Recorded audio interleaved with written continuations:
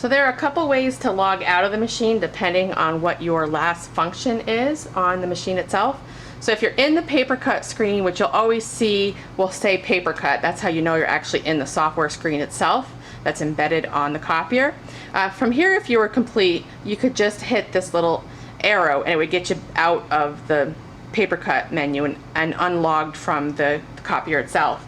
It's important to do that because you wouldn't want to walk away from the device and then have someone else come up next to you, not realize that you're still logged in, and oh, I can just go ahead and make a copy, because then that would be under your name or your account. So it is important to do it. If, however, you do forget, the machine will recycle itself or reset itself to the original default within, I think it's 2 minutes. If you wanted to change that to a shorter time period, please contact us. We can certainly do that. Now the other screen it might look like to log out, let's say we are logged in, we looking to see if we can release any pages, which it doesn't look like we have any, so we're going to hit the home to go back. So let's say we do a copy job and we go ahead, copy 2 sets of something, and we let it run through, and then we're all done. We're finished at the panel here. We have no jobs to release, no other scanning to do.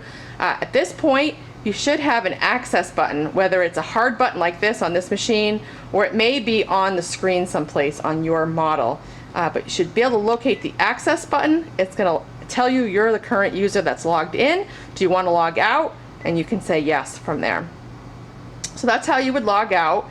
If you find that you are in the Konica screen and you want to get back to releasing a job, let's say, you can also, so this is the Konica screen, you want to go back to releasing a job and you're looking at it and you're saying, well, where can I find that?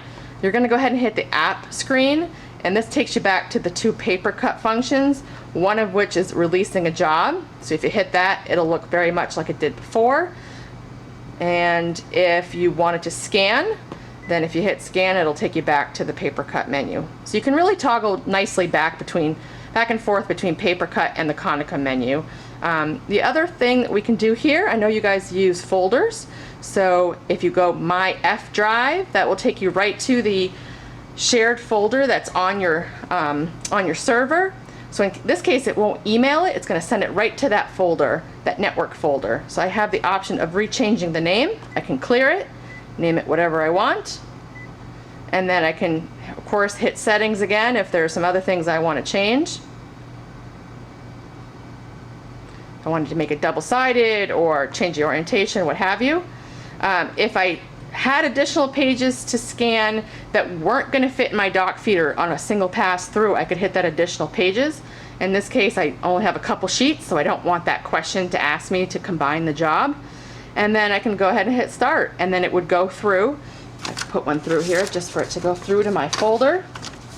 And it's going to come right through to the folder with that name that you gave it, so it'll be really easy to find when you go and look at it on your computer. So I went through, boom. Now it's asking, please place the next page and press new scan document. So if I had multiple scan jobs, I won't have to go back to that original screen again. I can simply say, all right, here's my next scan job, here's my next invoice I need to scan, stick it back in the doc feeder, tell it that it's a new scan document, and boom, it knows to go right to that folder again. So it really does shortcut the process and the amount of buttons that you have to press.